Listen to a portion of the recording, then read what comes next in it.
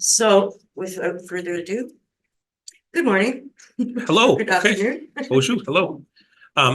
Okay, start. Start.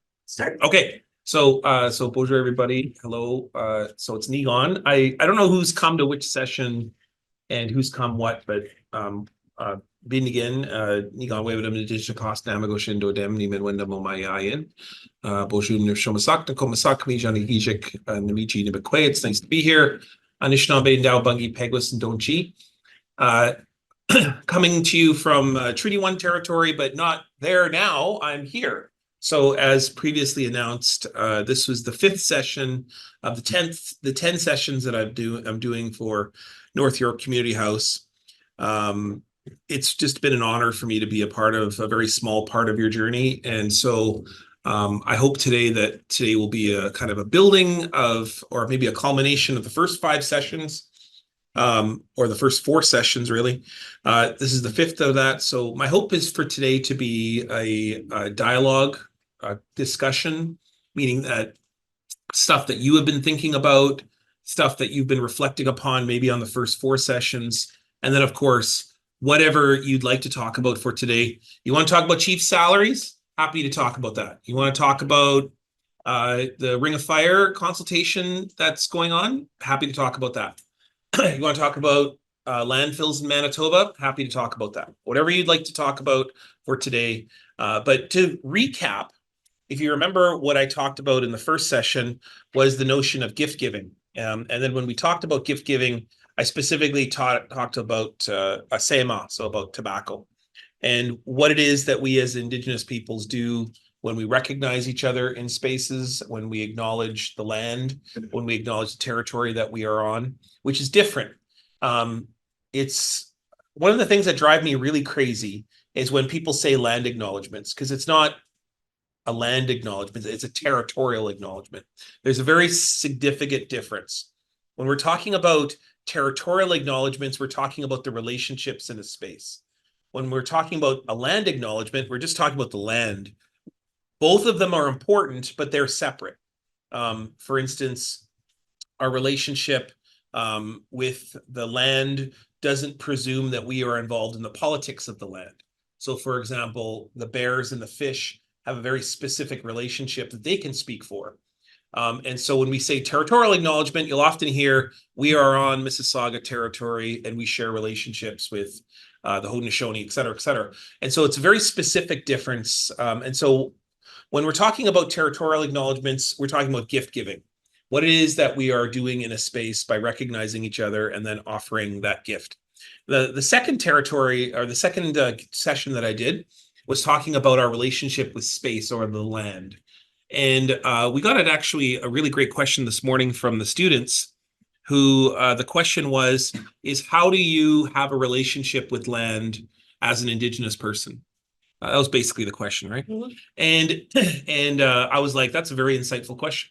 And so I talked about the things that I talked about in the second session with you, but in a very quick kind of finite way, which was that we as Indigenous peoples, our interest is to get closer to the land, to work more with the land, and to have a deeper relationship with the land than when we started a ceremony, when we start our life, when we start anything, absolutely anything. When we sing a song about bears, the purpose for the end of that song is for us to have a closer relationship with the bears.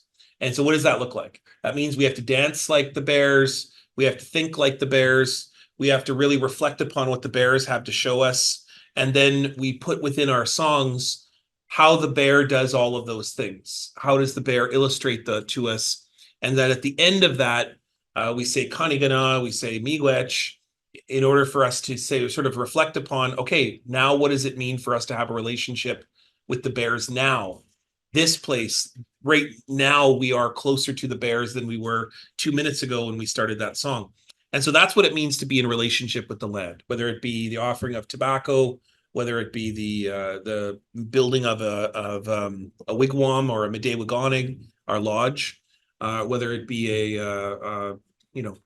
whatever it takes for us to get to a closer relationship. This is why education is so antithetical for us.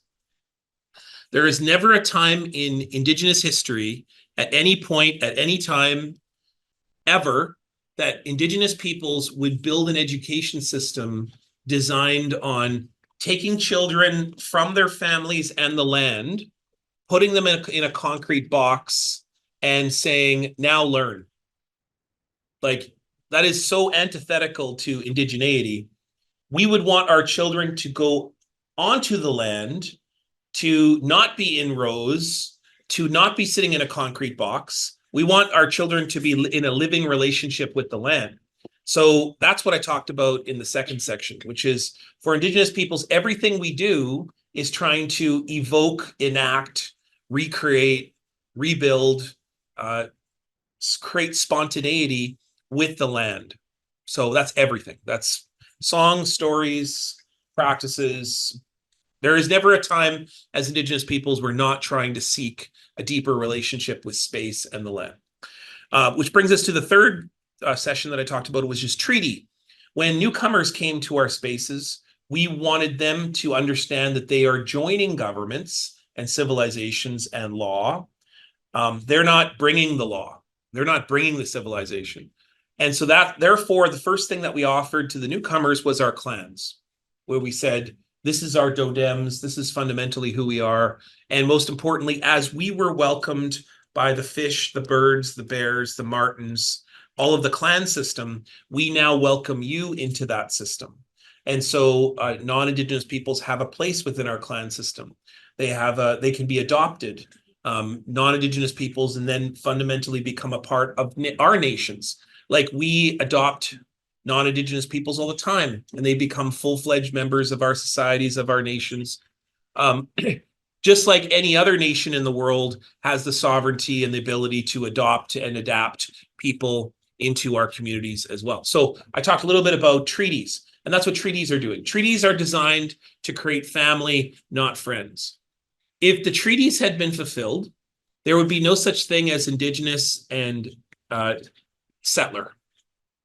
But unfortunately, because the treaties were undermined, exploited, treaties were manipulated by the Canadian government and other colonial forces, America, etc., we now are necessarily require to have Indigenous and settler for us to understand the basic principles around law. Because the Canadian law, which is treated as supremacy, where Indigenous law is treated as second tier, Canadian law is about ownership. It's about individuality. It's about competitiveness and capitalism. And so as a result, it is Canada that's produced this divide of Indigenous settler. And that's what Indigenous peoples evoke when we use this.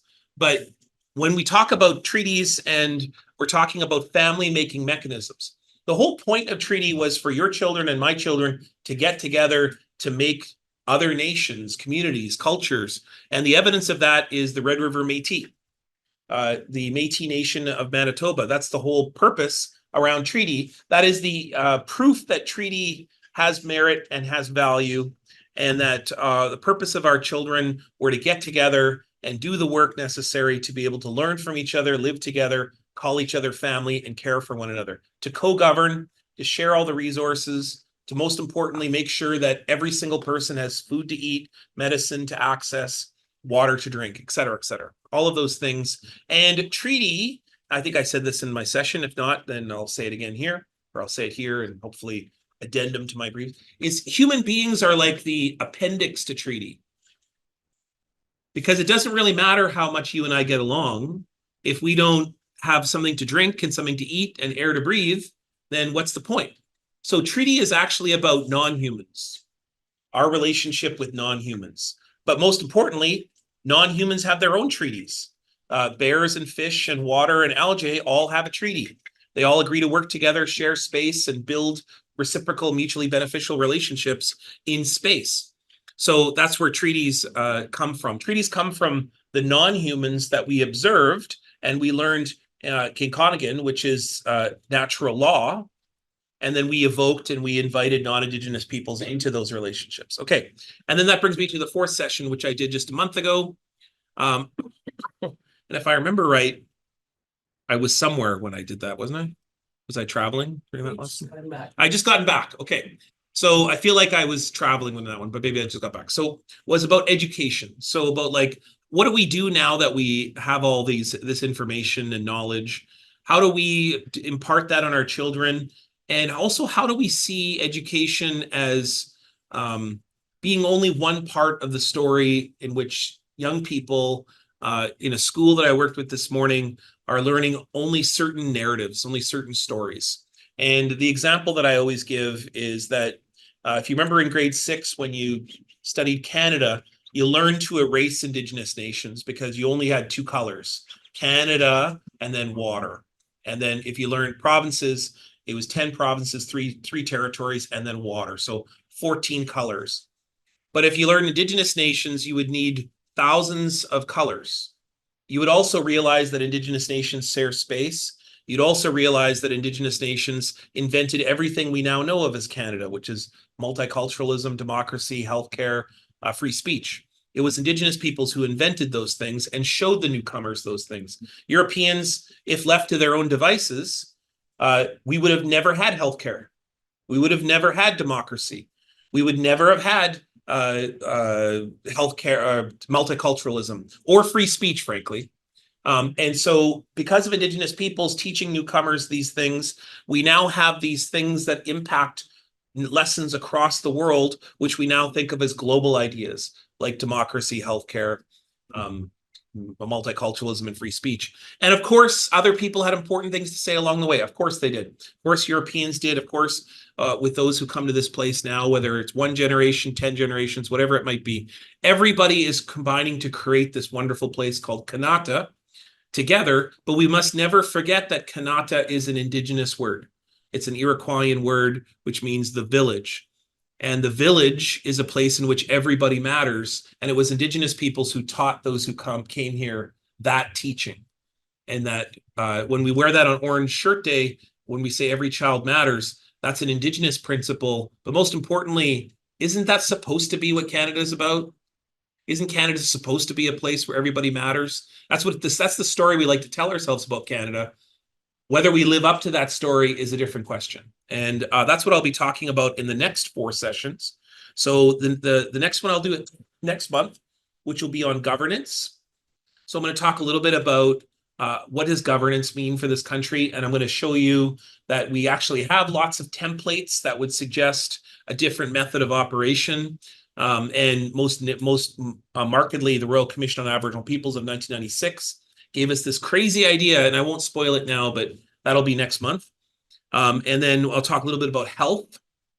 So I just came from working with Manitoba leaders in shared health. I'm going to tell you what Indigenous health looks like, and then what are some of the ways in which we can learn from those healthcare providers in our traditional communities, but then also what are principles that health might think beyond just the physical, and that for Indigenous health, there's 4 parts to the self. So I'll talk a little bit about that, and then justice, and then the future. And my purpose of talking about the future is more just talking about like, what should we do now? What is it that we can learn about all the sessions that we've done up to this point, and how can we bring that into our living rooms, our boardrooms, our classrooms, all the places that we travel and we work, so that it's not just something that we talk about in spirit, but it's something that we live and we evoke. So it's not like a territorial acknowledgement, that we say this thing at the very start of our meetings. We share lands with the Mississauga, the New Credit, with Haudenosaunee relatives, but then we actually live it. Like, what does that mean? How do we perform allyship, and then encapsulate it and evoke it? So that was my little blurb at the beginning to recap everything I've done to this point. But my purpose today isn't to talk to you like the other sessions that I've done, is to talk with you today. So my hope is that people are online, people are live. I flew here in probably the worst flight I've taken in a very long time yesterday. Like, it was like this the whole way, 2.5 hours from Winnipeg. To be here, and while my nerves are a little shot, I'm happy to be here. And I hope that, like the students asked this morning, the students' questions were wonderful. Who was there this morning? You were there this morning. You were there. A couple other people were there this morning. So I'm happy to, if you want to repeat some of those questions, we can, what the students were asking. But let's open it up a little bit here to those who are online or those who are here. Is there a question that you'd like to ask about either the sessions we've done or something that's really in your mind and going, hey, Nigaan, like what's going on with the lobster fishing out in Mi'kmaq territory over there? Yeah, so yeah, go ahead. And if you could introduce yourself, please. So, Yeah, so my name is Joan Krause, and I have a company. It's a film company called Cinefocus Canada, wonderful. and we're involved in a lot of different social issues. We make a lot of environmental films, and I'm also the chair of our neighborhood association down on the waterfront. So, did you fly in from the Toronto Island Airport or from? No, I flew. Is there a flight from Toronto Island to Pearson or no? No, no, but did you fly in? Oh, I fly, it's from Winnipeg, so always Pearson. So. Okay. So on the waterfront, we have a huge influx of new condo buildings. There's about 130,000 new residents that have moved into our neighborhood.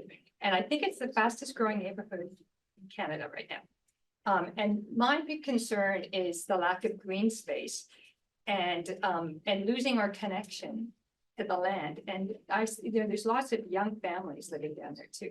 And we're just crammed into these little tiny, like matchbox size parks, if we have any at all. And so I'm just wondering, like, there are opportunities to open up government-owned land through the federal government. I think it's through the National Parks Program. There is a 215 acres of publicly owned land where an airport sits right now on the waterfront. And that lease runs out in 10 years. Oh, wow.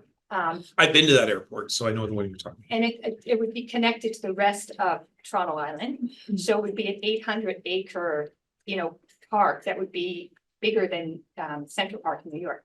So what we'd like to do, and I've tried, I do a lot of work with Indigenous communities as it is, but I've really tried to connect with the band office, the Mississaugas of the New Credit, because I need to have them come on side so that we can actually make an application to the National Parks Program to see if there's an alternate use for that land that actually would serve more people, more families than an airport right on the waterfront.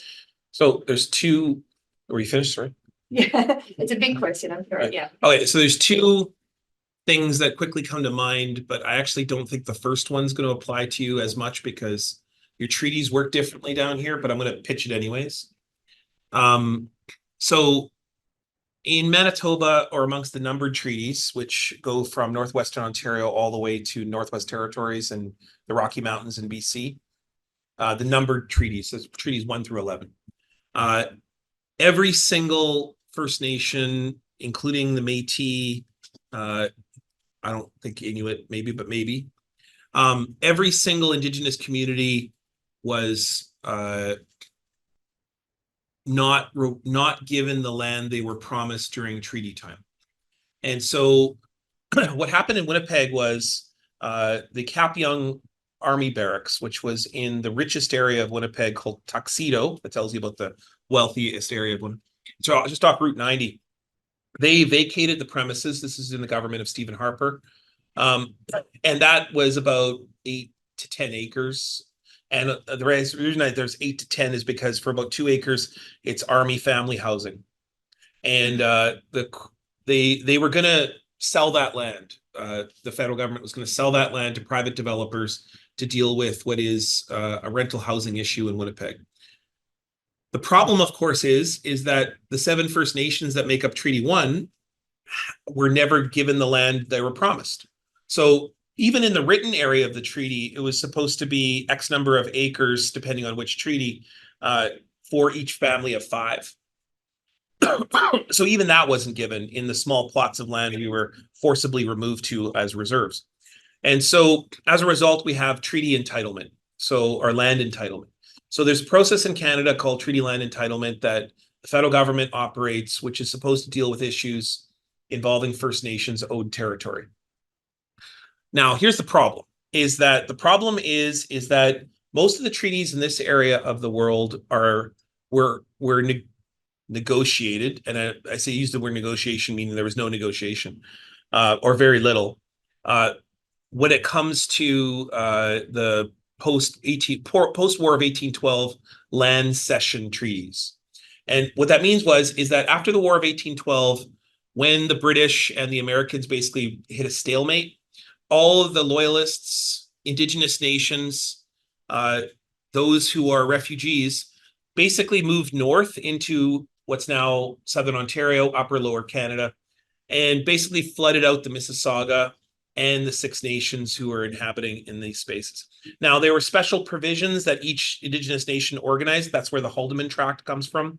That's where certain elements of the Mississauga, the New Credit. Anyways, my point is that when you have like, tens of thousands of people suddenly flood your territories overnight, the way that the upper Canadian forces at the time, later Canada, is they just came in and announced this treaty to this First Nation. Here's a few bucks here and there. Here's some farming implements and that kind of thing. So those so-called cession treaties have always been very one-sided and very interpreted as so legally by Canada.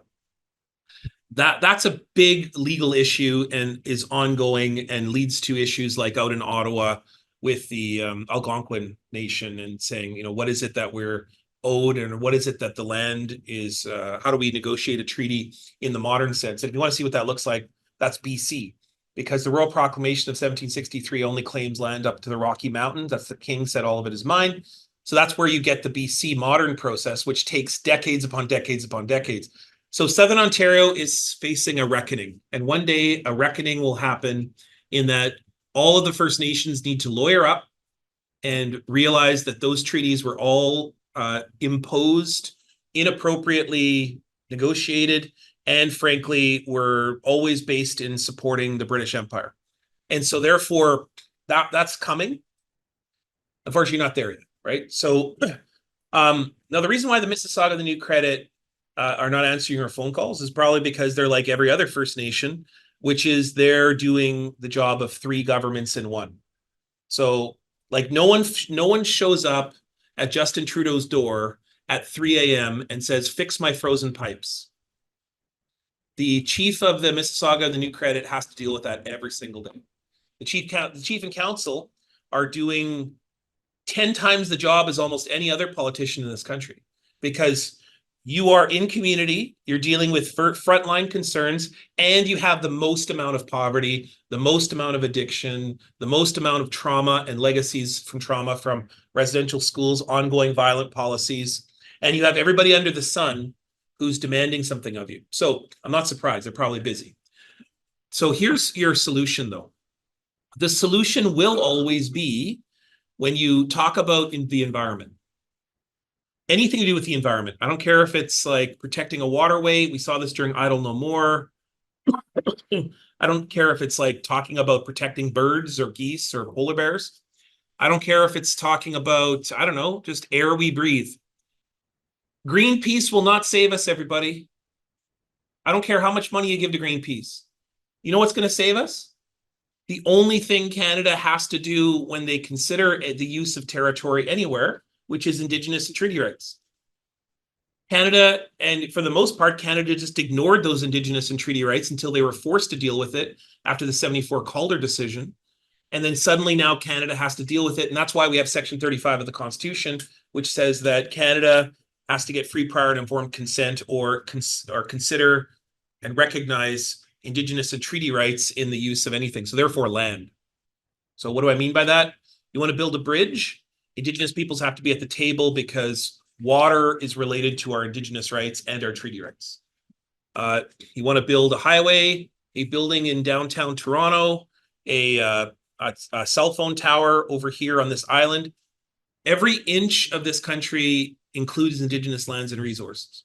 So that means that Indigenous rights, treaty rights is applicable on every single inch. That means that Indigenous peoples have to be involved in every single conversation, every single one. Let me just say that again, every single one. Now, do you think that the provincial governments want Indigenous peoples at the table when they want to build, I don't know, a new hydro box? Obviously not. So provincial governments act as though treaty and Indigenous rights don't exist. And they do so all the time because they control all the cards, they have all the power, and they consistently and continually, especially with the bend and right-wing premiers that we have, say things like Indigenous rights don't apply when it comes to provincial development or provincial law. BS. Scott Moe out in Saskatchewan says this all the time. Daniel Smith says this all the time.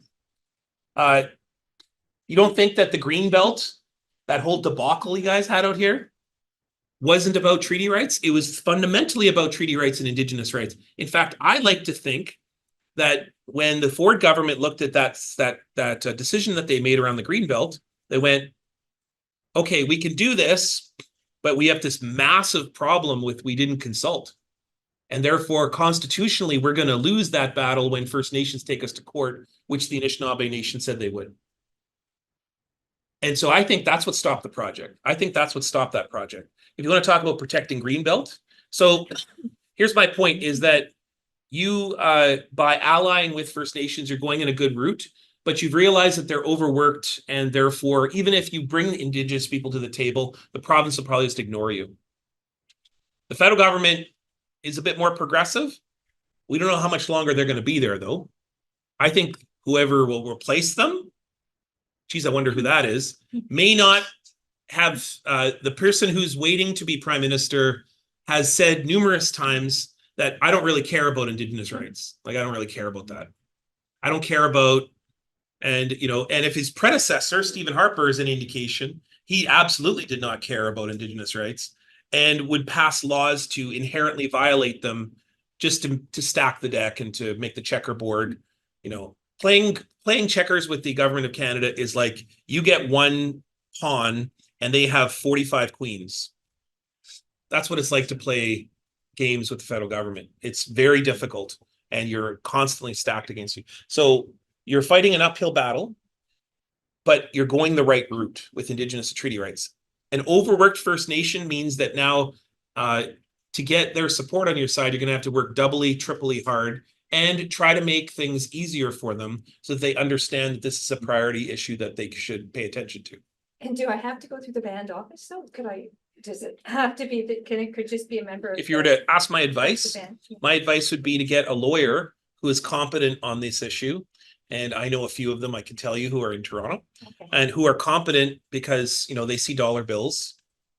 And so, and lawyers can articulate to that First Nation and work with the legal firm of that First Nation so that the attention of that First Nation will be paid. But if some random citizen comes, I mean, imagine how many random citizens just come to a First Nation and say, hey, I got this great idea. Just imagine. I can tell you that my First Nation, which is one of the largest in Western Canada, we get people come into our community all the time. They're usually university students, researchers, people, private industry. We get people endlessly. So just in the queue, you know, kind of thing. On this issue, which is clearly a very important issue, especially around green space, this is something that I think First Nations will care about, but will not care about it in relation to youth suicide epidemics, murder, missing Indigenous women and girls. The issue around policing right now, which is that we have a federal government that's really trying to give policing over to First Nations in reserves, but the problem is the time is ticking on this government. So everybody's trying to move quickly and focus on what can we get done with this government before it shifts, it changes, and then we're in a government for 12 years with that may not be as interested. Great, thank you very much. That was a long answer to a short question. So there you go. Yeah, I have a question here for this young person. wonderful. So introduce yourself. Well, I'm William Young. Can I ask what was the relationship between the parents and the children before the residential school? Okay.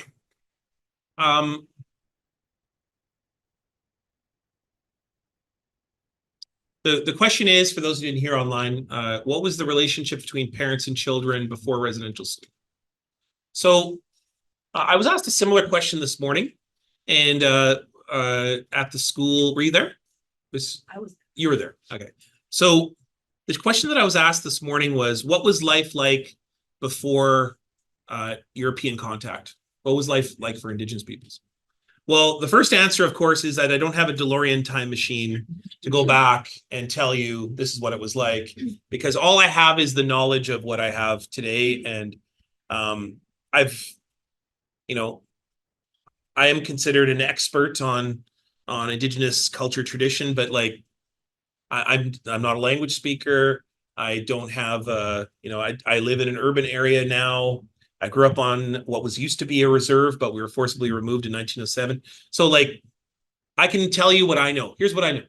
I know that the same principles that are in operation today were the things we were doing 500 years ago. So if you go to any Indigenous home, Indigenous ceremony, Indigenous community, nation, here's what you'll see if you go there today. You'll see people sharing food. You'll see people caring for each other and looking after each other. You'll see people sharing songs and stories in formal and informal contexts. You'll see lodges that have really beautiful ceremonies, particularly around circles, around people looking at each other and saying, the 4 questions of indigeneity and life, which is why are we here? Where are we going? What's our relationship with the things in our locality? But then most universally, how do we understand the Kingonigan of the world, the natural law of the world, and then bring that into our teachings, into the way we parent children and so on. And you'll hear a lot of laughter. Like all of those things are happening in the exact same way they happened 500 plus years ago. It just looks different. So we are wearing clothes like this now. We speak English. Some of us go to church now, talk about Jesus. Some of us talk about Allah, whatever.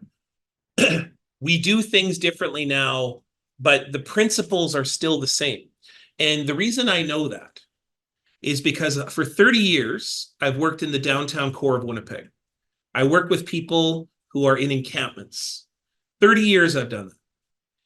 90% of the people who are experiencing homelessness in Winnipeg or unhoused, these are people who are Indigenous. These are First Nations, Inuit, Métis. My grandfather was one of those people. The fact that I'm not one of them is just a fluke. It's because my great-grandmother knew how to cook. And so when she went to residential school, the nuns needed a cook at the time. And so they put her in with the nuns. And so she didn't experience the physical sexual abuse that every other kid in that school experienced. That's why I'm here. It's a fluke. It is a fluke. The reason that you have Senator Murray Sinclair, head of the TRC, is a fluke. There's nothing special about my dad. Nothing unique, nothing that he was born in under some magical star and, magically had some power or hit by lightning and therefore he was like more generous and kind and whatever else. No, he's a normal guy. He's a person who has a lot of gifts, but so does every other Indigenous person.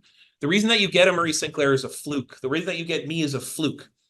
And it's because my grandmother knew how to cook. My great-grandmother knew how to cook. So that the trauma in our family felt a little different. We still had trauma. Because my grandfather went to the school that she didn't. And so therefore my grandfather was beaten, sexually abused, and was deaf on this side from a priest who beat him so badly, and deaf on this side because he was in a cave-in in a mine in northwestern Ontario. And so my grandfather was deaf, was an alcoholic, was highly abusive. So that came into our lives. So residential schools came into our lives. But here's the answer to your question. The answer to your question is that what was parenting like? It was very much like it is today. Parents love their kids. Parents still sing songs to their kids, read books to their kids, tell stories to their kids, spend time with their kids. But the difference between 500 years ago and now is trauma.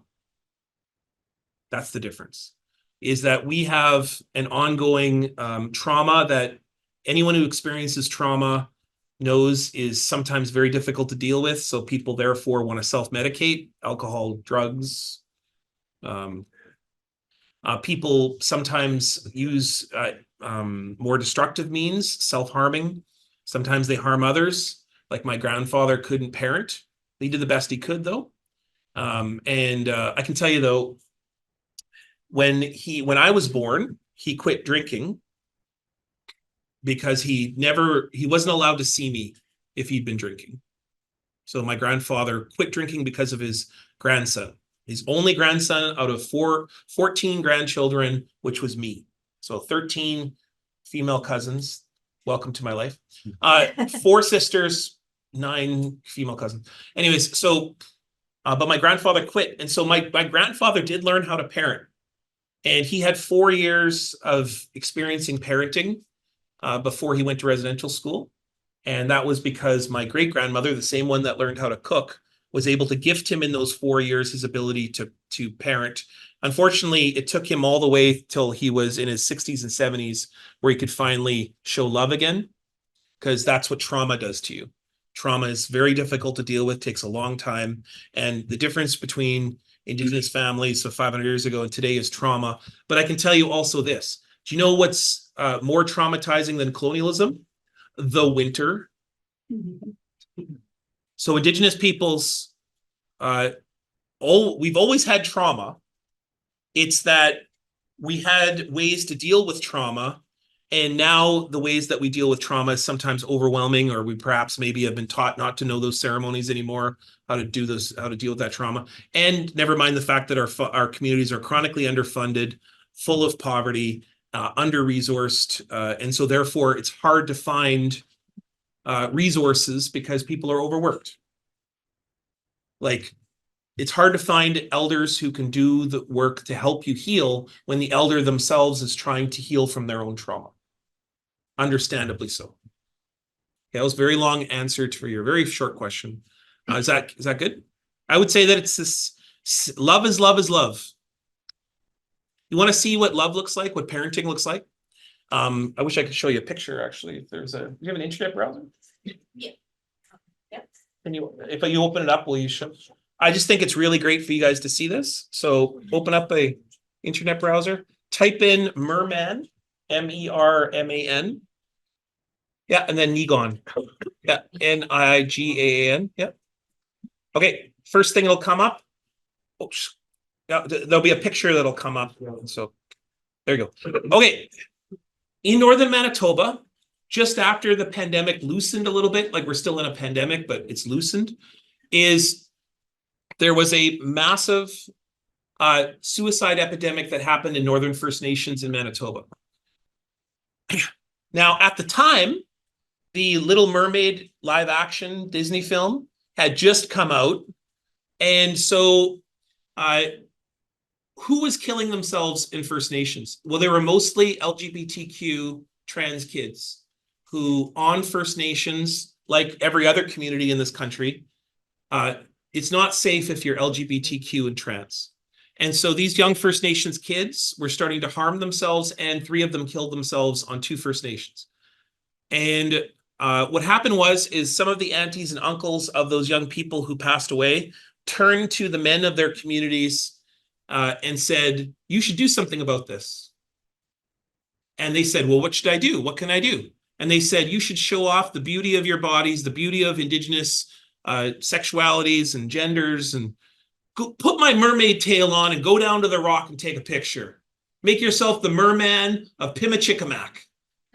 And if you read the first piece of my article, I interviewed the woman who challenged her brother to do it. And he was like, okay, and I'll do whatever it takes to make young people feel better about themselves. And that was the first picture. No, sorry, that wasn't the first picture. The first picture was up there. There it is right there.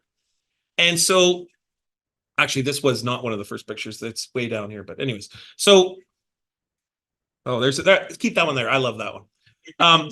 So hundreds of First Nations men, some women, but mostly men, created a hashtag campaign, which turned into hundreds of pictures of Indigenous men shirtless, which you can never really unsee, with merman tails on, calling themselves the mermen of their communities.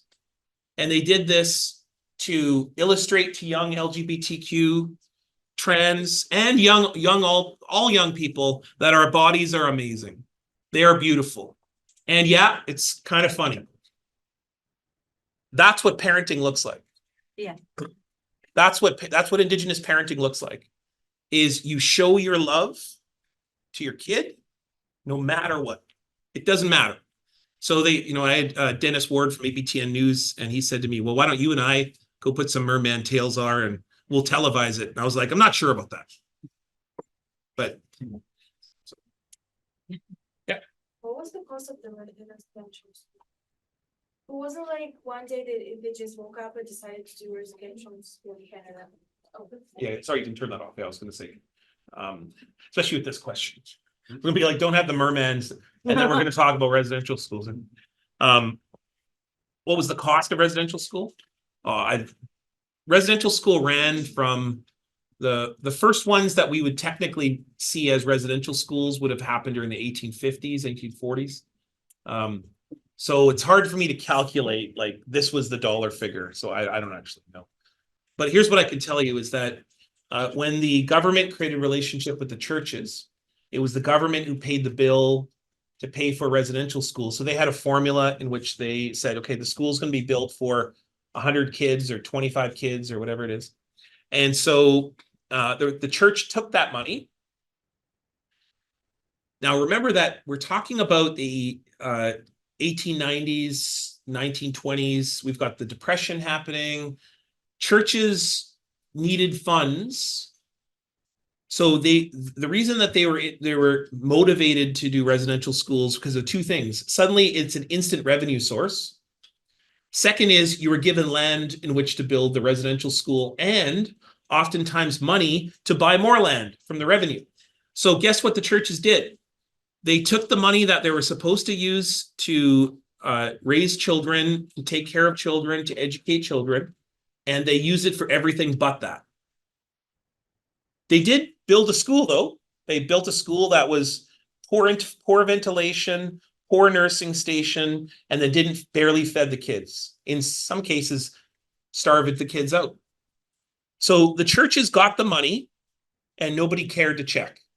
Only Dr. Peter Bryce in the 1910s wrote a report to say that children are dying in the schools because the churches are doing a terrible job educating them, caring for them, servicing them. There's 100 different examples of other people who have made that, but Dr. Peter Bryce is the most popular one. He filed reports with the government. So no one can ever say that the government didn't know that the churches were killing children in the schools.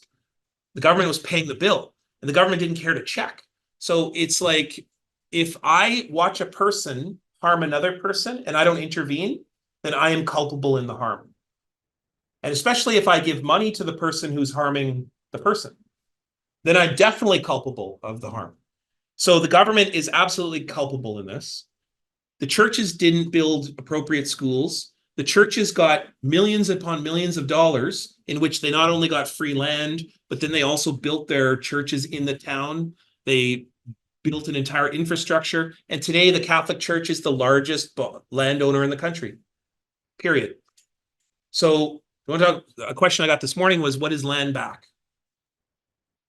Well, one of the things that's happening across the country, and the Catholic Church is the best example, but there's many other churches. So don't think this is just a Catholic issue, but it is really, because every single community in this country has a Catholic Church, people are abandoning the Catholic Church for a bunch of reasons. One is that they have resisted for a long time to fulfill their legally mandated obligations to residential school survivors. They also have a chronic problem with abusers. The Catholic, for a bunch of reasons, people are abandoning the Catholic Church. So the Catholic Church in these small towns across Western Canada, they don't have congregations anymore, but they do have land. So they sell the land and they then take that money and build a mega church in downtown Toronto or Saskatoon or Regina. So the Catholic Church is doing just fine because they're kind of like McDonald's. They got all the land for free or very cheap. And then they continue to use that as a revenue source over and over and over again to then create more and more revenue across the country. This is not anything I'm making up. Do your own research on this. Don't just believe something because I say so. Go do your own research. But what I would say is that the Catholic Church profited mightily in the billions upon billions of dollars. And they're not the only church. The United Church, the Presbyterian Church, the Anglican Church. And so the cost of residential schools, your question to me is, I could tell you how much the government handed in money to the 4 churches that ran the schools. There was also Mennonites. There was also other people who ran the schools, but those are the 4 biggest churches. But I would actually say that the cost, we are still seeing the cost, because it's not just about the financial cost. It's about now, how much does it cost to build jails? The reason that we have the proportional amount of Indigenous peoples in jails is because of residential schools. The reason that we have 80%, 85% of Indigenous children in Manitoba in the child welfare system. So 85% of the children who are apprehended are First Nations, Inuit, Métis kids. So that's a direct outcome of the chronic problems the church has created by not using the money appropriately, if that was even an appropriate amount of money to give. So I'd say there's lots of different reasons that the residential school system was chronically underfunded. Might have been the government, might have been the church misusing the money, might have been the priest skimming off the top. We don't really know because the records are not complete. We know that the kids died though. We know that, and because they went away and never came back, and we are only scratching the surface of going, where are the unmarked graves? They potentially could be on the here, they could be here, and that takes decades to figure out. It's not something you figure out on a weekend, you know, especially when you have no records. So we are still paying the cost of the residential school period. So that's my complicated answer to your straightforward question. Yeah, go ahead, introduce yourself if you can. As a newcomer, what can I do to support the residential or the environment? Or the environment? Yeah. Oh, shit. You were like, okay, well, how can I make this question impossible to answer? So here's what I would say. The biggest, okay, first off, know that for the 30 years that I've worked in the downtown core of Winnipeg with people who are unhoused, most recently, the past 2 years, the exponential amount of people that I've been working with, Syrians and Ukrainians. Like the entire downtown core, every single rental property has been filled with Ukrainians. My daughter's piano teacher is from Ukraine.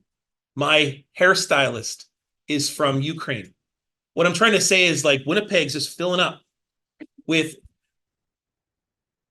because, well, there's a few reasons. One is I think because of the speed in which Syrians and Ukrainians had to come because of the situations in their country.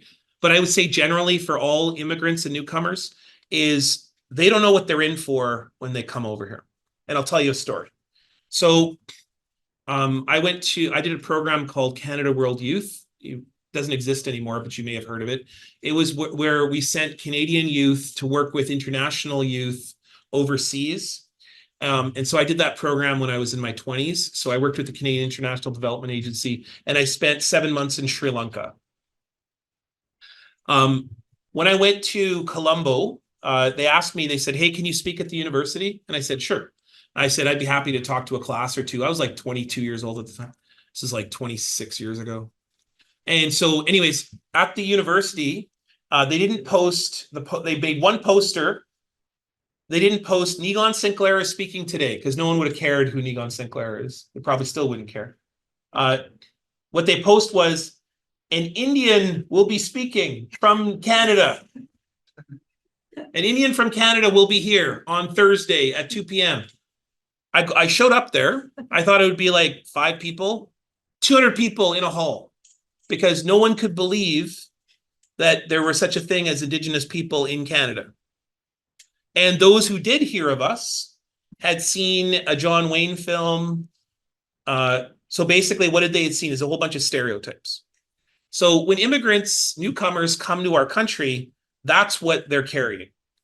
Either we don't exist, or when we do exist, we don't look like those who they think we should look like, which, you know, in minus 40-degree weather in Winnipeg, not a lot of us are running around in loincloths and throwing spears. Yeah? So we don't look like the Indigenous peoples that newcomers are conditioned to think about. Never mind the fact that when you do your immigrant, your newcomer training test for citizenship, it's even worse. Like you're not even really asked anything or taught anything. And so the number one thing I hear from newcomers is, I never really knew anything. And now I definitely don't know anything. And I find it actually kind of mean what we do we take newcomers and we put them in our universities. And then we say, I know you've only been here for 10 minutes, but now you have to do a mandatory 3-credit-hour course on Indigenous peoples. And so like all my Nigerian students who end up in first-year Indigenous studies, and I'm now supposed to teach them about the 1842 Peguis Commission. like, I feel bad for them. Like, I feel bad because you're now having to learn all Canadian colonial history. You probably weren't even taught Nigerian colonial history. And so, like, I feel bad. I feel bad for you. But so here's what I would say is I'm always very patient with all of my newcomer students. I also go to prayers on Friday at the mosque. So I take the time necessary to spend time with people and communities and cultures that I think mean a lot to me. And, you know, of course, I was raised in the church as well, and with my mother and etc. So I think as much as we spend time learning about others, I think it's the job of newcomers to learn about us and really take it upon themselves, because no one's going to say, hey, person who's in my neighborhood or person who just moved to my city, I want you to sit down and listen while I explain myself to you. Like, no one's going to do that. It's the job of newcomers to be brave and to come and spend time with us, and go and learn about treaty rights and Indigenous rights. And because no one's going to teach you that. The Canadian school system probably won't. Universities are trying, but they're doing it very late in the game, and they might only be teaching small amounts of it. I think it's the job of newcomers to learn about who we fundamentally are. And that means stepping up. That means having bravery. That means going to events. I know that it's not easy when you're doing 3 jobs. I know it's not easy when you're learning English. I know it's not easy when you're trying to make a struggle with a culture and community that looks so different and is hard to, and never mind all the traumas you're probably bringing along with you as well. But I can tell you that there is no one who will understand overworkedness, stress, and trauma, and the pain that it means to try to raise your children in a community that you may not always be welcome in, than Indigenous peoples. I think Indigenous peoples are probably the people you're going to find the most interested in hearing your story about what it's like to come from Ukraine. What is it like to come from Rwanda, or what it's like to come from Syrians? And the evidence of that is this. When the Syrian population came to Winnipeg, we went with our big drum down there and we sang them in. So when they came in off the plane, the hundreds that showed up in Winnipeg, we drummed them in. And of course, many of them didn't know what we were doing. So they were like, oh, this is like a performance, or, oh, this is kind of weird. Or so the more that we do it, though, the more that we spend time with each other, it becomes less weird, it becomes less confusing. And the more that it becomes naturalized to the point where it's my goal to do what Call to Action 93 asks us all to do, which is for newcomers to all say as a part of their citizenship that they are treaty people and that they have a foundational relationship with Indigenous peoples, and know what that means. And that should be our bar, our litmus test, right? So does that help? Now you asked the second thing, what can you do about the environment? And I don't know, where do I begin? Like, turn your faucets off, don't throw garbage out the window, be nice to each other, you know, like that kind of thing. I think that we don't need more projects that are going to hurt our environment, our earth, and our water. And I shouldn't have to convince people that climate change is real, but it seems to be like that's something we're still at a stage of doing. But I can tell you that,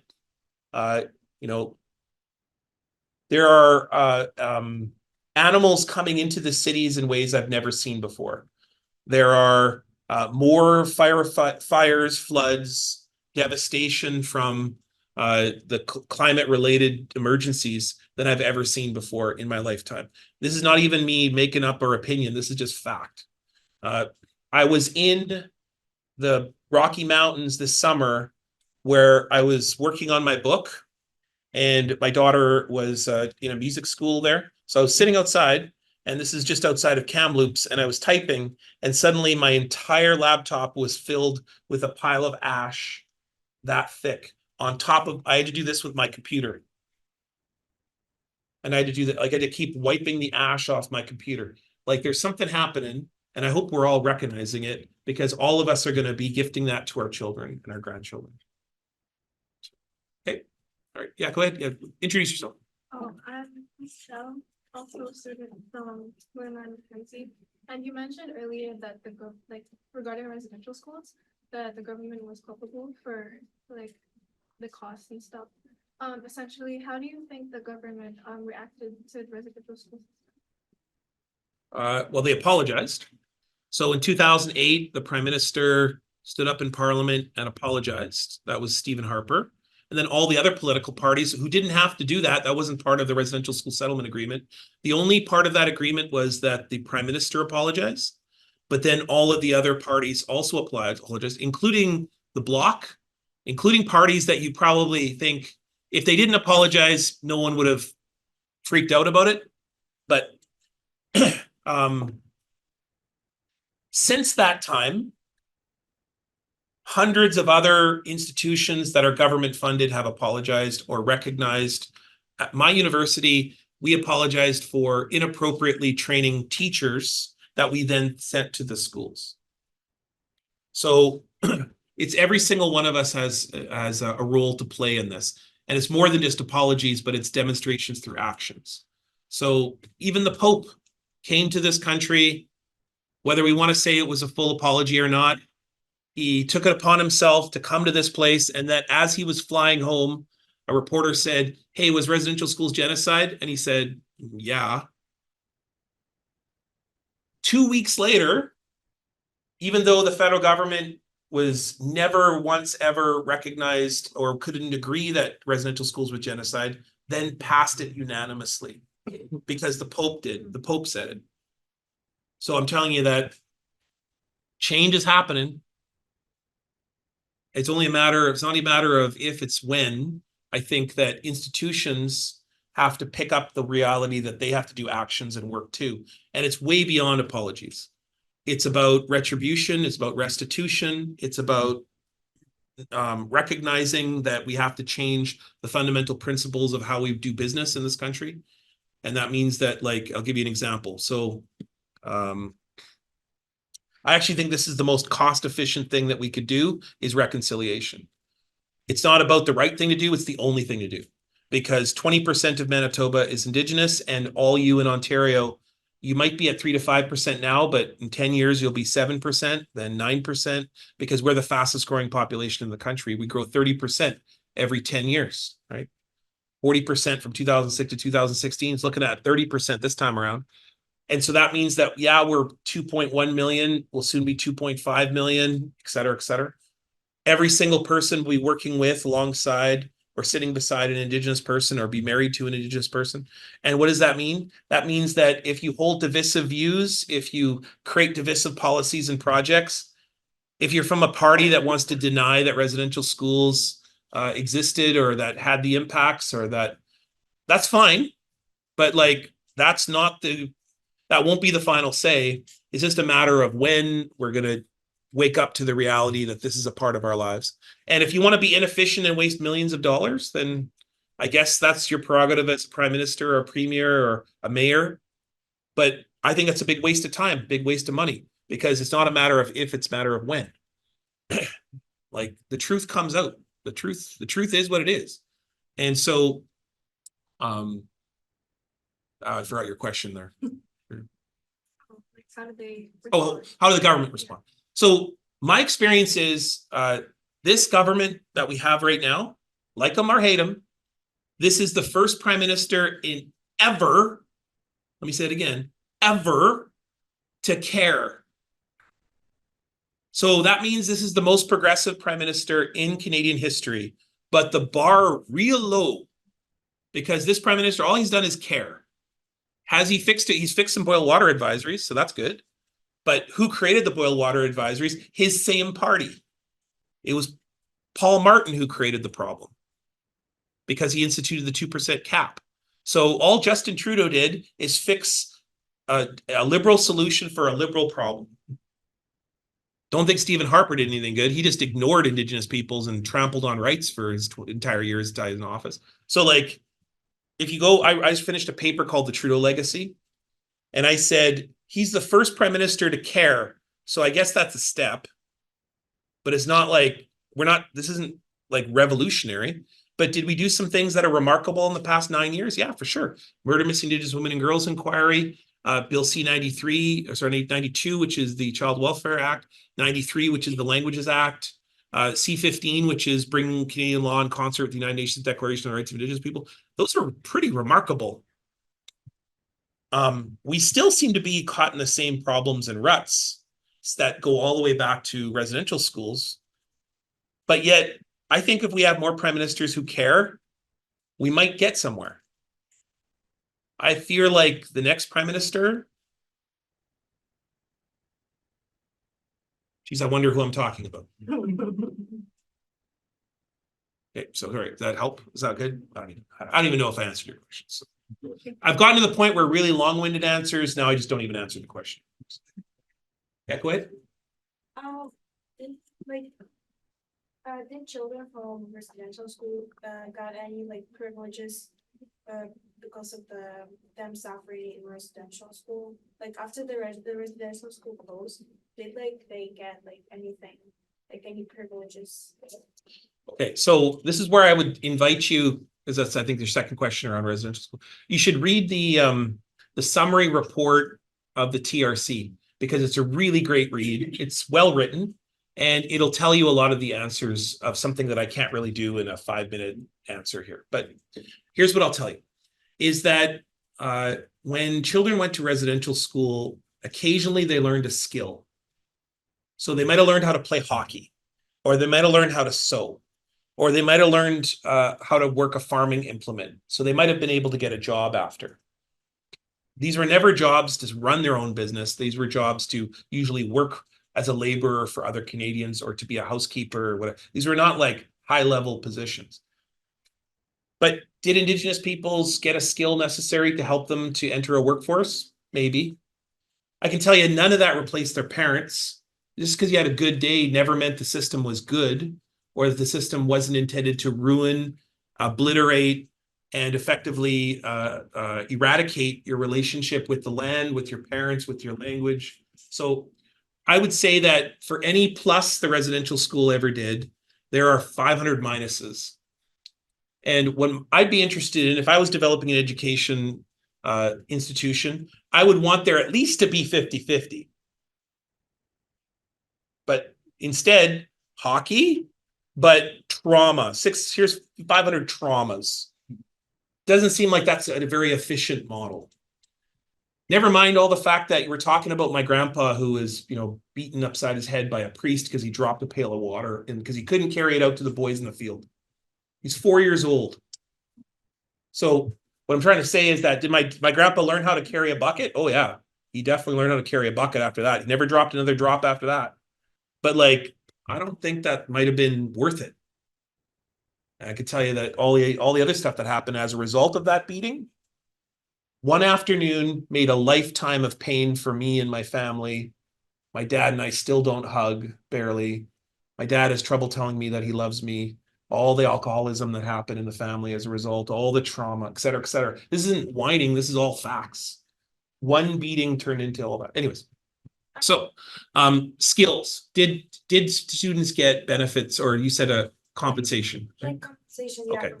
So during the residential school settlement agreement in 2006, which created the apology and the TRC, the residential school survivors were offered hundreds of millions of dollars. It's debatable how much. It's between $300 to $400 million of, depending on the compensation. So the survivors were offered a bunch of money, because that's how Canada deals with its problems. That's how everybody, you either go send the perpetrator to jail. You can't send the church to jail, can't send Canada to jail. So what they did is they offered compensation, a civil agreement. So and so the survivors were offered hundreds of millions of dollars. They could have taken that money and nobody would have blamed them, because they are legally entitled to that. What the survivors did instead was they said, we're going to take a very small portion, 10 to 12%, and we're going to use the other 80 to 90% to pay for the TRC. And they paid for a commission that studied residential schools. The government didn't pay any for that until the end of their mandate. They didn't pay for the last 6 months. But the survivors paid for that. But what they did say is that we will pay individual compensation in a very fractions of a penny. And I'll give you an example. Or I'll just tell you what the settlement agreement said. If you attended the school for 1 year, you got $10,000. Every year following, $2,000. So if you attended for 3 years, you'd get 10,000 for the first year, 2,000 for the next two. So you take them $14,000 check. That's 3 years of your life. I want you to think how much, put a dollar figure on 3 years of your life.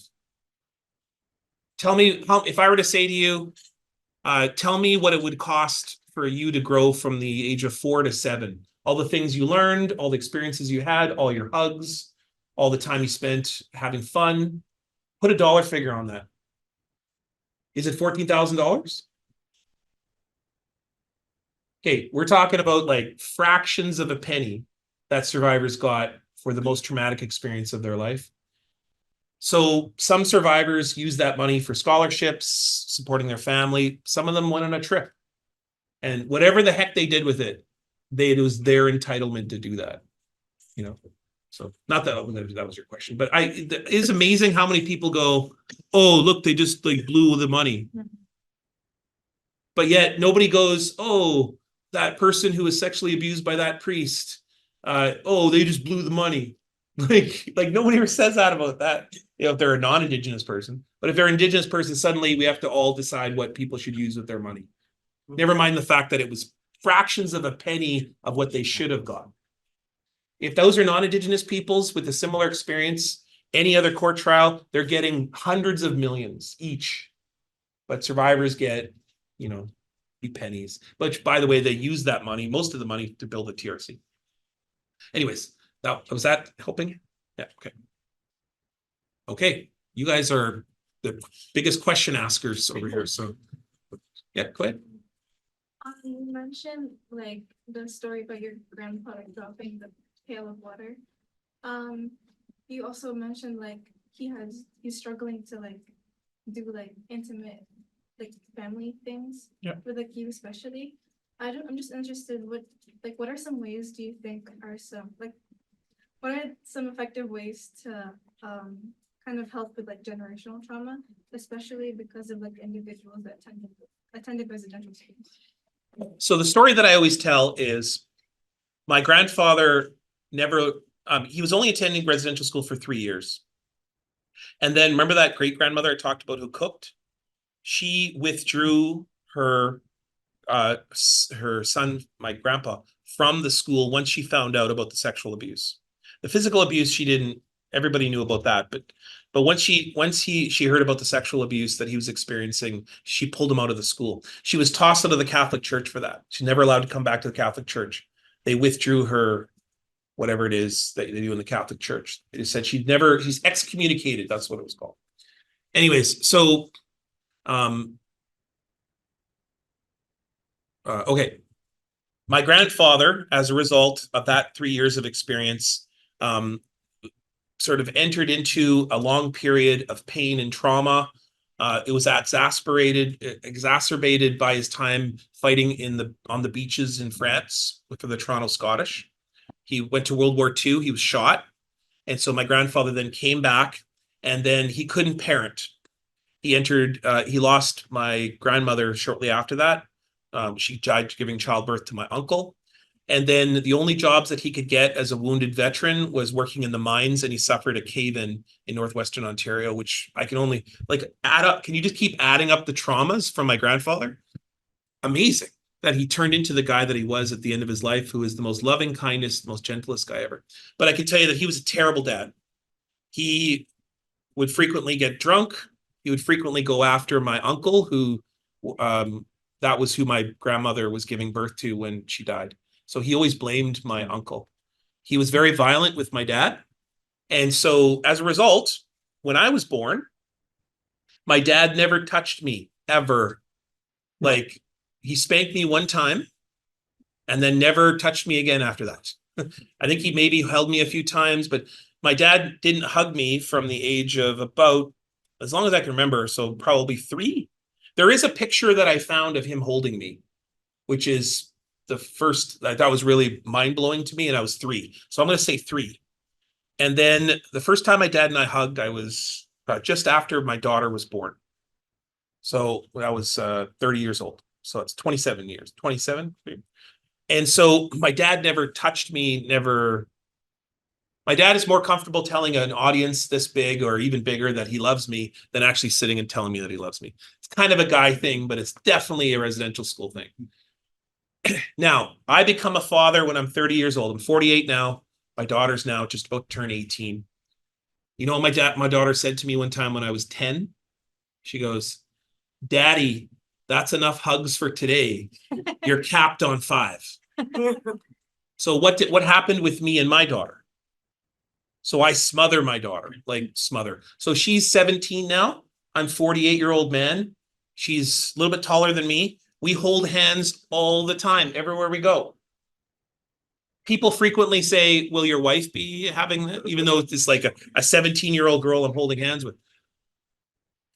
It's hard, like, you know, it's been hard for me to not want to overdo it.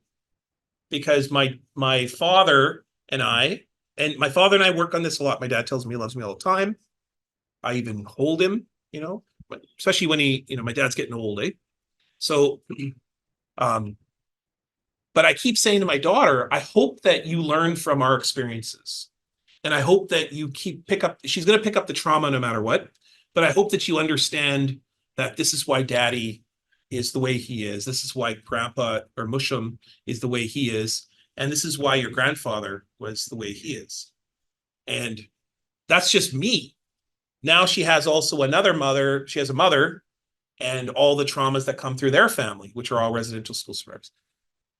There's no solution for dealing with trauma of any kind, of any family, any culture. But I can tell you that what the solution that I found is just talking, like identifying and being honest with your feelings and being honest when you screw up or when you're learning. And I can tell you that my daughter frequently has more insights than I ever had around trauma. And so, but she's got her own journey. So therapy is good too. But I would say that the number one way that we do this is I'm doing it right now. Like I'm talking to you about it. I'm not ashamed of it. When I go to groups with other men, I'll talk about that experience of my experiences being a man, about being a dad.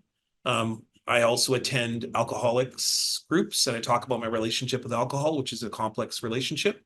I talk about my relationship with my sexuality, which is a complicated relationship. I'm not ashamed of talking about any of that. And that comes from not just grandfather, not just dad, from church, from residential school, from all the different things that go into it. And, the key is that to not, what scares me the most, this is the best advice I ever got. What scares me the most is what I try to turn into, or I face it. I try to deal with it head on instead of running, because for a lot of years, many of us just run from trauma. Right? And instead of running, the only solution I've ever found is just facing it head on, talking about it, engaging it, taking responsibility when you make mistakes. That's for me I don't know. Yeah, go ahead. Can I ask one more question? Yeah. Okay, my name is Serna. I work in the nonprofit newcomer field. Sure. I went to all your sessions. And my question is, you taught us about land, how Indigenous people relationship look at land and understand land and treaties and gift giving, and how did all this knowledge get passed on to? Where did you learn it? How did you learn it?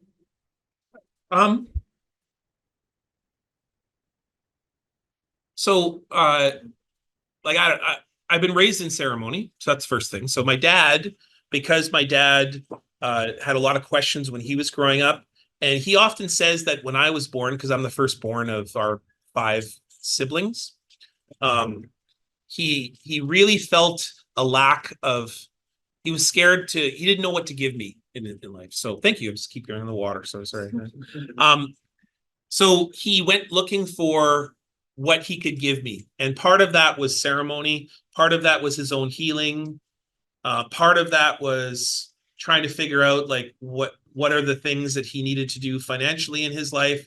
He was just starting a law practice at that time and becoming a person. So my dad is a big part of that. But I would tell you that that because my dad on that journey was absent in my life for a long time, about 4 or 5 years during the most formative years of my life, it was because of my my French Catholic mother, whose name is Jeanette. Excuse me. I get emotional talking about her because she doesn't get a lot of credit.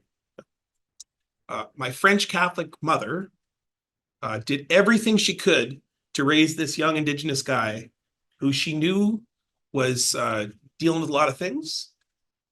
And so is my mother. My mother. So I would say that it kind of starts there because my mother, who's the most amazing, remarkable woman in the world,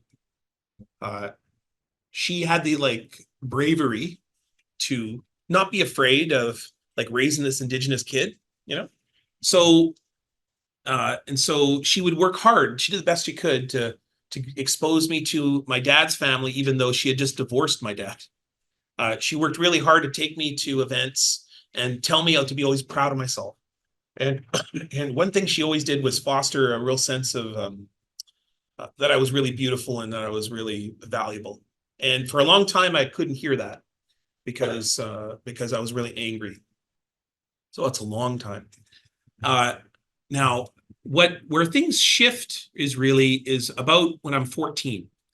And my grandfather, who was a really terrible person to a lot of people, he gets really sick and he needs people. So one of those people that that we all kind of agreed we're going to take time with my grandfather. And my dad's dad, who was this horrible, abusive man to so many people, I help him get dressed in the morning. I make him mac and cheese. I roll his cigarettes for him. Like, this is the 70-year-old guy. I'm like 13, and this is my whole life. Anyone who's in an Indigenous home knows what I'm talking about. You know this? And you go like this, right?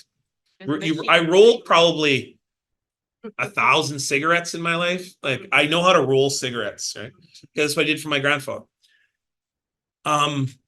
That love, that those 2 years that I spent with my grandfather I'm still learning from. Like, I'm still, and because my grandfather gave me a love that I've never experienced before. Gave me a love that I still today try my best to emulate. And so when I started going, like, I was in ceremony, but I was angry and I couldn't hear a lot of the things in the lodge, you know, even though I was exposed to a lot of them. And then suddenly when I'm 18, I start to hear the drum for the first time and I hear what the teachings are talking about. And because I was able to heal, at least in terms of understanding a little bit about myself, and then it's been basically a 30-year journey. So like every day, you know, rebuilding relationship with my father, rebuilding relationship with my, you know, my daughter's mother, because we had a very difficult relationship as well. Rebuilding a relationship with the land, rebuilding a relationship with the language. So I worked in the language for a long time and then I turned it off because I was a lot of shame and happy to, you know, those are a really big part of my life now. Also becoming a professor. So having a relationship with our history. So all of it's been like a long journey, but you said, like, where does it start, right? So I would say ceremony, but I couldn't hear it for a long time. And it really starts with my mom, who's still alive. I'm taking her to Vegas in a couple weeks because that's her fate. She wants to go see a Beatles show. So I was like, I'll take you, Mom, no problem. And then it goes to my grandfather. My grandfather teaching me love, like just pure love, like just so innate. And then that's rebuilt this whole thing with my family, my father. And I guess I would also say, and I forgot to add, if it wasn't for my sisters, when you have 4 sisters, you're constantly told every day that you're an idiot, but nobody protects you like sisters. And my sisters, especially my 2 younger sisters, my sister Danae and my sister Gejik. My other 2 sisters are there too, Jess and Misko. But my sisters Danae and G-Man, they protect me like nobody's business. Like they look after me. They also kick my butt. They're the first to kick my butt. Did they take care of your voice, which you're obviously losing because sorry. it made you go a whole half hour longer than. Hmm. Can we do one question? Yeah, from sure. Oh, really? Okay, One sorry. online question, And then sure. we can. Sure. I just worried about your voice. Oh, it's fine. It's Okay, so Dorothy has a question. With so much pain and trauma that has happened to Indigenous individuals and families, how can we as non-Indigenous individuals begin the process to make true connections and don't bring further harm, further harm? yeah. So I mean, this is out of all the question I've dealt with, this is probably the easiest one. So the best way that I say is when Indigenous peoples share something with you, believe them. Like, it's amazing to me how many times people go, I don't believe that that happened, or really, did that really happen? And so believe them. Like, believe that the stories that we're telling is not for entertainment purposes, and it's for the purposes of usually trying to get people to understand perspective, like empathy. So having empathy is a pretty brave thing, I think. And I think sometimes we're conditioned not to have empathy. Like, for instance, this whole thing around unmarked graves. So, you know, we're looking at about 3,500 unmarked graves that have been found by ground penetrating radar that suggest potential burial spaces. We know absolutely that about 25 to 30,000 children are unaccounted for that went to residential school. So, like, we know that there's about 10,000 children that we know where they are buried that died at the schools. There's probably somewhere in the neighborhood of 25 to 30,000 that did they die? We don't know. Did they disappear? Like, what happened to them? All of those disappearances leave marks on people's background, on people's, never mind all the other things that happened. So my uncle was murdered by 3 non-Indigenous guys when he was training to go fight for in the Korean War. So my uncle, like my grandfather, signed up to go fight in the war. During the training, they were training to come out to here, just near Hamilton. There was an army base out here that they were training for. He was coming from Manitoba. Somewhere in northwestern Ontario, a fight broke out, and the 3 guys threw him off the train. Killed him, threw him off the train. That's a hard story to tell, man. That is hard. Like, but I never knew my uncle. I never knew him. So I can kind of do it without a bit of tears. I can tell some stories that are, you know, like the worst thing I'd ever want to hear, though, is someone say that's a bunch of lies. That's not true. Like, I don't know all the facts. I don't know what happened to every child in residential schools, but I do know that the children went missing, and that every single community I go to, it's painful. So what we need people to believe us, help us, stand beside us, and then be all the things that are necessary for you, like you would with any other relative who's going through a grieving process. You know, get water, bring some food. And what you'd probably find is that Indigenous peoples have been doing that for others for a very long period of time. Like, we've been welcoming people who have had atrocities happen to them for going on 500 years. Like, going back to the Puritans, going to the first settlers of Manitoba who came from communities out in England that were totally rejecting them, to all the way today when we accept people who come from civil wars and from genocides that are taking place. Like, we're real good listeners. We're real good allies. And I think that there's, you know, that could be a part of understanding that allyship is a two-way street. Family is a two-way street. And then I think one day, maybe one day in the future, our children, grandchildren will say, hey, that person in my background, you know, I learned something from that person and I want to do it again. Like, I can tell you that my father did talks like this for 40 years, never got paid a cent, would often pay his own air ticket to come and do talks like this and give messages like this. And so I come by this work very honestly. Like, I see the outcome of it. The outcome of it is that we get change and that my daughter's life is easier as a result. That's what my hope is that I'm working for my grandchildren right now. And I like to think that I'm working for your grandchildren too. That so are you by sitting here listening, asking questions. You're doing this work too, attending the sessions. I think we're all working hard for our grandchildren here.